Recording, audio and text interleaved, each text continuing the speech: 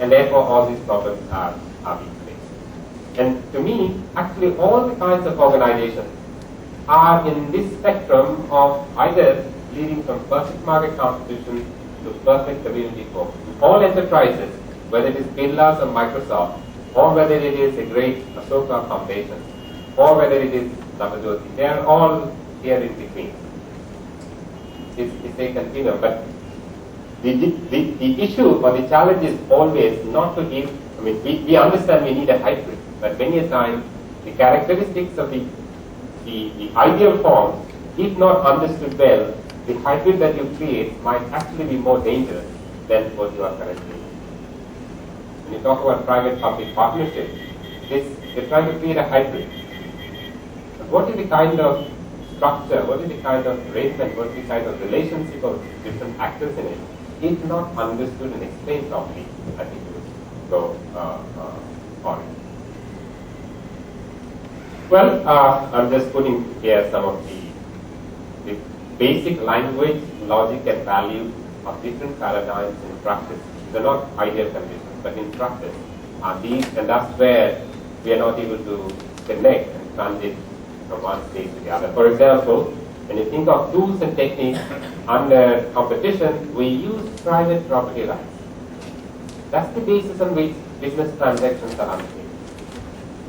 When it comes to cooperative system, it is not private property. It is totally common property. When we talk about competition, the last Nobel Williamson's work is on contracts. Everything in business works on contracts. Whereas in a cooperative system, it is not contract, it is trust. It is about cooperation, it's about social capital, it's about participation. So these dimensions are completely different, and many times the lack of understanding of this leads us to make hybrid organizations which are not as effective as we want to get it. And most important, the value base of these two systems are very different, which is what we call in strategy. Ultimately, your resources, product is fine, resources is okay, capabilities is okay, but your ability to compete in the market actually rests on the value system of the organization. If there is no value system, you will not be able to develop the other capabilities or your resources and build your product which competes finally in the market. So value base of these two are again different. Now, we again are lost in this. This is the most challenging and difficult part of how to really connect these two. Again, there is a lot of issue there in understanding what is efficiency, what is effectiveness, what is sustainability. This we spend one whole session discussing. So I just leave it here. When we talk about efficiency, it's actually a point of time. When we talk about, it's a point of space. When it's referring to time, I use efficiency, effectiveness, and sustainability from these 5 dimensions of space, time, context, objective functions, and value bases. Actually, they are all different. And sustainability would actually encapsulate both effectiveness and efficiency, but efficiency does not ensure sustainability. So the way we look at, we are very happy with large multinational corporations because they are efficient, but well, they may not be sustainable.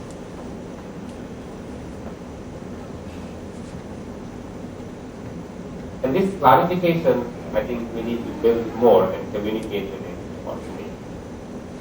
And therefore, because there are two different worlds, transiting is always challenging.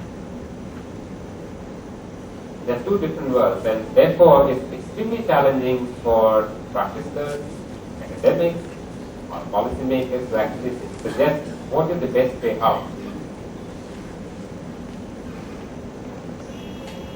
So what we're saying is these are the challenges of the situation of the small producer and the rural communities. So we're trying to create an organization at this level. Organization at this level which provides the size in terms of volumes to be able to interact in terms of volumes of surplus produced, as well as the number of people to be able to negotiate effectively both at the externality or external forces or the market forces or the government or resources from where it can seek resources, and also create efficiency with its own system. Instead of having multiple processing facilities, there can be a smaller processing facility which can cater to the 2 tons or 3 tons of produce of a particular quantity. So it generates efficiency at its own level. It allows farmers to continue with their diversified product portfolio. But if 100,000 farmers come together, they would put their surplus together and create the volume, be able to transact in the nearest local market and negotiate effectively. So it's in this logic, and that's where I would suggest that the NRLM idea of creating institutional platform is a wonderful concept. And segregation is becoming fairly agreeable to policymakers. Aggregation is a way out to resolve this challenge that we have. While integrated low-cost agriculture, or if we can put it here, organic, because many groups do not like to use the word organic because they get threatened. So we can simply say low-cost integrated agriculture. You cannot be low-cost if you are not organic. And if you are organic, you will have to be integrated. So it's, without saying the word organic, you can still use integrated low-cost agriculture, which in case the audience that you have is not favorable to you, but essentially means that. But in order to do this, there are many other things that one needs to do. If you want this to actually give you the profits that you're looking at, because you are actually trying to travel in a highly turmoil sea, a small boat is trying to travel in a turmoil sea. Amar? In order to make sure that other dimensions are taken care of, all these issues need to be taken care of. And of course, that has to be supported with a local institution or the community organization which has to handle this. It can't be done by an outsider. In the short run, it may look better, it may be efficient, but in the long run, it will not. It may take time to build it, but it will work out, as we find in our case.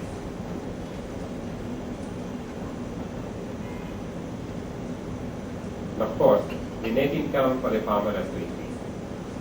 The family of farmer has to increase.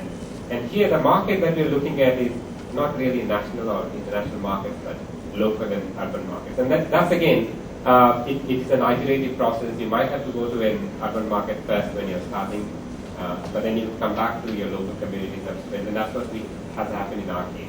We first sold in Bhubaneswar, then now we are selling. In fact, all the dal which had come here has actually 2 tons are now gone back to the community. We thought we would sell it here, but it's actually going back.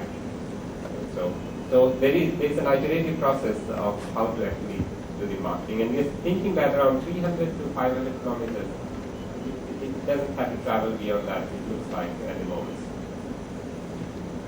Well, these dimensions of the community enterprise is given below, and I will try to see the logic. But the role of government actually comes here. It has to convert these resources, just like in NRLM. The resources will converge at the local community level, and that's where the resources will converge. And it's very important to work on that management aspect of the local community, or management aspect of the producer organization, which has to be, which is a very challenging task. And we are, of course, fortunately in XIMB with the help of SFAC, we are looking at curriculum, which would be management curriculum, which can be provided to the interns of the local community, and they in turn can, in 2 to 3 years, can take charge of this operation. And this is the organizational structure we propose for the community organization, which is in place in our case. There are a few positions which we have not been able to fill, but this is the overall structure. And this is the strategy for marketing. Seeing the results, we're getting better.